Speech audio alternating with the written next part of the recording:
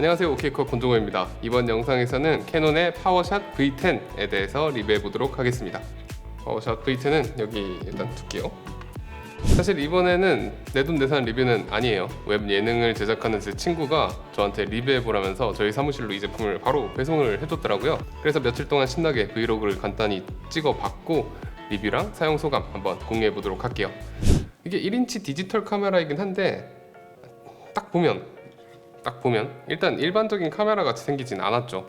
보통 외관이 달라져 봐야 그게 그거지만 이 제품은 일반적인 1인치 브이로그 카메라와는 전혀 다른 외관을 보여주고 있습니다. 정말 귀엽잖아요. 무슨 캐릭터 같이 생겼는데 가운데 동그랗게 자리 잡은 렌즈랑 마이크 부분이랑 투톤으로 이루어진 바디 디자인은 굉장히 심플하고 깔끔하고 높이 9cm, 가로 6.3cm 정도 되는 크기도 굉장히 앙증맞고 무게도 211g 정도밖에 안 됩니다.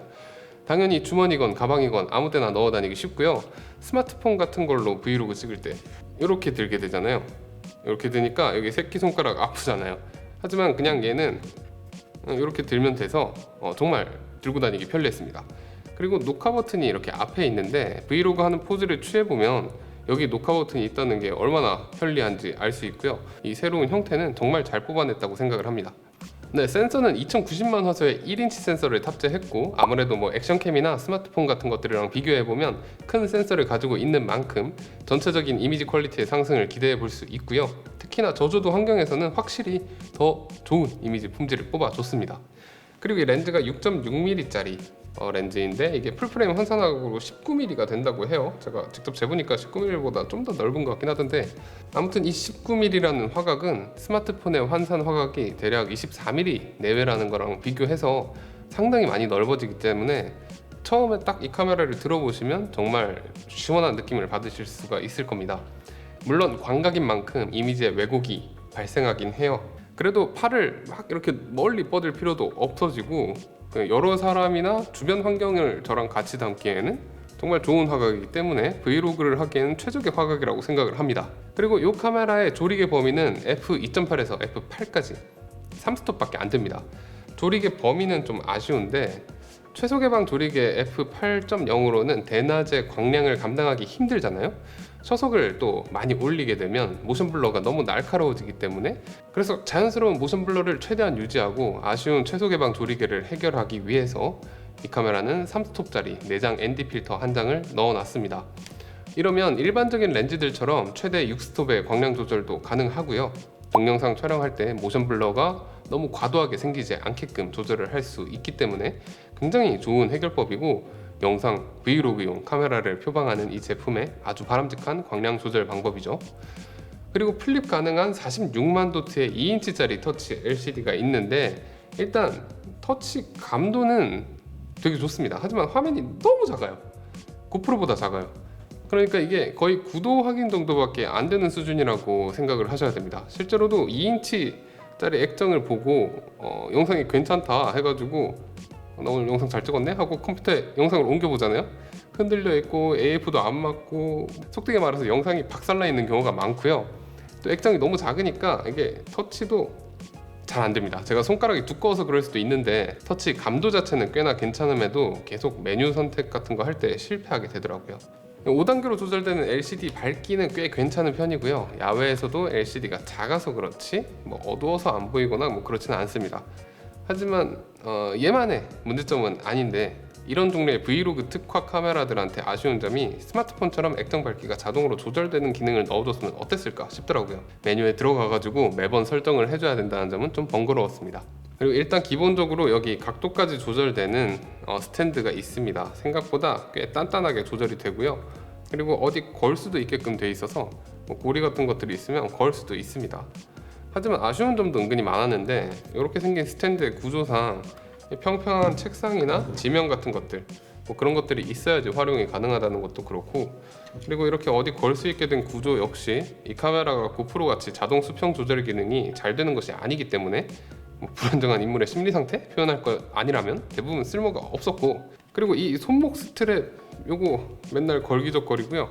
그리고 액정을 들어 올려야 스탠드를 꺼내거나 넣을 수 있습니다.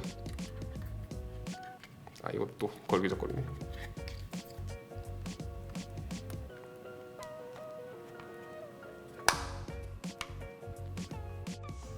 진짜 이게 최선이었을까 싶고요. 스탠드가 쓰기 싫으면 여기 아래쪽에 4분의 1인치 나사홀도 있기 때문에 이런 액세서리를 연결해서 사용할 수 있어요. 그래서 아쉬운 디테일들이 문제일 뿐이고 뭐 이 스탠드가 있는 것 자체는 당연히 장점이라고 생각합니다. 그래도 저의 경우에는 쾌적하게 사용하려면 이렇게 삼각대 같은 거를 달아가지고 쓰는 게 더 좋긴 했습니다.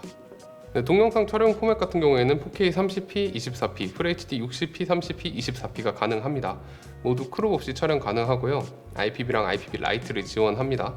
브이로그 특성상 오래 찍는 경우가 많기 때문에 데이터를 보존하기 위해서 화질 차이가 크지 않은 IPV 라이트 사용하시는 것을 추천드리고요. 그리고 촬영은 기본적으로 1시간의 제한이 있어요. 그래서 시간마다 롤을 눌러줘야지 오랜 시간 촬영을 할 수가 있습니다. 4K 화질 같은 경우는 굉장히 좋은 편이었고 저조소에서도 특히나 훌륭했습니다.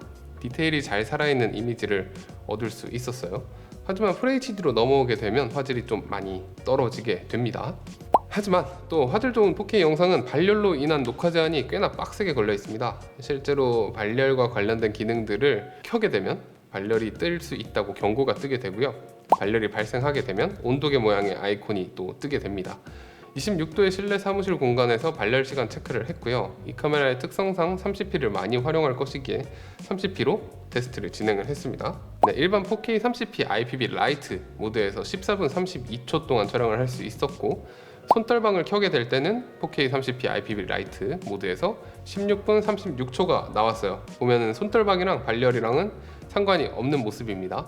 하지만 스킨 보정 모드 같은 경우에는 조금 상황이 다른데요. 4K 30p IPV 라이트 모드 똑같이 해서 스킨 보정 모드를 켜게 되면 5분의 촬영 시간 제한이 걸리게 되고요. 5분 촬영하고 이어서 1분이 더 촬영 가능해서 총 6분 동안 촬영이 가능했습니다. 이건 그냥 쓰지 말라는 얘기인 것 같아요. 하지만 상황에 따라서 굉장히 들쭉날쭉한 것이 브이로그 촬영을 하면서 뭐 24분 동안 녹화가 될 때도 있었고 11분 만에 꺼질 때도 있었고 그때그때 녹화 가능한 시간이 굉장히 달랐어요. 다행이라 생각할 만한 점은 발열로 녹화가 끊어지며 카메라가 꺼진다 하더라도 바로 다시 켠 다음에 FHD 모드로 바꿔서 녹화를 하게 되면 이상 없이 연속해서 녹화를 할 수 있었으며 FHD의 경우에는 오래 사용하면 뜨끈뜨끈해지긴 하는데 발열로 꺼지는 일은 없었습니다. 아무튼 4K의 발열로 인한 셧다운 때문에 정말 짧게 끊어치는 브이로그 스타일이 아니시라면 FHD를 위주로 쓸 수밖에 없게 만들어져 있습니다. 배터리도 아쉬운 것이 내장 배터리를 채택해서 교체가 안 돼요. 배터리 타임도 상황에 따라서 상당히 널뛰기를 하는데 액정 밝기를 그냥 기본으로 놓고 테스트를 해본 결과 4K 촬영 시에는 발열로 꺼지기 때문에 녹화를 하고 끄고 시켰다가 다시 녹화를 하고 하는 식으로 테스트를 했고 그러면 40분 정도 촬영이 가능한 수준이었습니다. FHD에서는 그래도 상황이 좀 괜찮은데 배터리가 소모돼서 꺼질 때까지 1시간 40분 정도 걸렸고 손떨방도 1단계 켰을 때 역시나 1시간 40분 걸렸습니다. 피부 보정 모드를 켜게 되면 배터리가 약간 더 빨리 소모되는데 피부 보정 1단계를 먹이고 FHD로 녹화를 해보니 1시간 19분 정도 촬영이 가능했어요. 이 카메라가 배터리 교체를 할 수 없어서 그런지 브이로그를 찍다 보면 유독 금방 배터리가 부족하게 느껴지고요. 완충까지 걸리는 시간도 거의 2시간 가까이 걸리기 때문에 뭐 배터리랑 관련된 경험들은 대부분 상당히 안 좋았습니다. 그리고 또 1인치 센서임에도 불구하고 4K로 녹화를 하게 되면 롤링 셔터 현상이 꽤나 발생을 합니다. 물론 엄청 심한 편은 아니긴 한데 판형을 생각해보면 좀 아쉽죠. 핸들드로 들고 다니면서 촬영을 많이 하게 되는 카메라의 특성상 롤링 셔터의 억제는 꽤나 중요한 부분이니까요. 그렇지만 FHD를 사용하는 경우에는 롤링 셔터 현상이 상당히 완화되고 그렇게 워블링도 상당히 줄어들게 됩니다. 손떨방 이야기가 나온 김에 이 카메라는 디지털 손떨방으로만 동작을 하고요. 손떨방은 끄기, 켜기 강하게 총 3단계로 조절이 가능하며 단계별로 화각이 줄어들게 됩니다. 1단계는 진짜 조금 크롭이 되는데 한 20mm 정도 되는 화각을 가지고 있는 것 같고 하지만 2단계까지 켜게 되면 꽤나 크롭이 많이 돼요. 한 24mm 정도의 화각이 나오게 되고 꽤나 차이가 많이 나기 때문에 극단적으로 안정적인 화면이 필요한 경우가 아니라면 1단계 정도로 활용하는 것이 좋아 보입니다. 그렇기 때문에 손떨방을 활용하실 거면 최소 셔터 스피드를 설정해 주시고 1단계 정도 사용할 걸 추천드리고요. 거치하고 촬영하는 경우가 많다면 번거롭지만 옵션을 조절해서 손떨방을 끄고 촬영하는 것이 좋아 보입니다. 그리고 5단계 조절 가능한 피부 보정 기능도 있는데 일단 발열 테스트에서 언급드렸던 것처럼 피부 보정과 4K의 조합은 고작 최대 5분의 촬영이 가능하기 때문에 쓸모가 없고요. 또 손떨방이랑 피부 보정 효과는 동시에 활용할 수가 없습니다. 그러니까 피부 보정 기능을 사용하실 분들은 FHD의 손떨방을 끄고만 사용할 수 있다고 보시면 되고요. 이 피부 보정 기능도 좀 너무 강하게 설정이 되어 있는데 1단계 정도 설정하는 건 꽤나 괜찮았지만 그 이상으로 올라가면 좀 어색해집니다. 게다가 배터리 소모도 가속화시키기 때문에 활용하신다면 역시나 1단계 정도를 추천드리고요. 개인적으로는 그냥 끄고 활용하는 게 제일 좋았습니다. 이런 종류의 카메라에서 가장 치명적인 단점이 아닐까 싶은데 오토포커스 차례예요. 이게 촬영을 할 때 얼굴 검출은 되게 잘하더라고요. 지금도 제 얼굴 굉장히 잘 잡고 있는데 이 촬영할 때 2인치짜리 이 LCD 스크린에는 얼굴에 네모가 계속 맞아 있으니까 포커스가 잘 맞겠구나 하고 생각을 할 수밖에 없잖아요. 근데 컴퓨터에 옮겨보면 문제가 많았습니다. 이게 컨트라스트 AF 방식인데 그럼에도 불구하고 포커스 잡을 때 막 앞뒤로 왔다 갔다 한다든가 포커스 이동 속도가 막 징거리면서 너무 느리다거나 뭐 그러진 않았지만 잡은 포커스를 잘 유지하지 못한다는 것이 큰 단점이었습니다. 고개를 이렇게 돌리게 되거나 아니면 노출이 갑자기 바뀌거나 하는 경우에는 뭐 여지없이 포커스가 나가는 경우가 너무 많았고 가만히 있는 사람의 경우에도 포커스가 울렁거리는 경우가 많았어요. 그리고 포커스가 또 엄한데 맞았다가 제 얼굴로 안 오는 경우도 은근히 있었고요. 얼굴 자체를 인식은 하는데 포커스를 잘 못 맞추네. 잡아.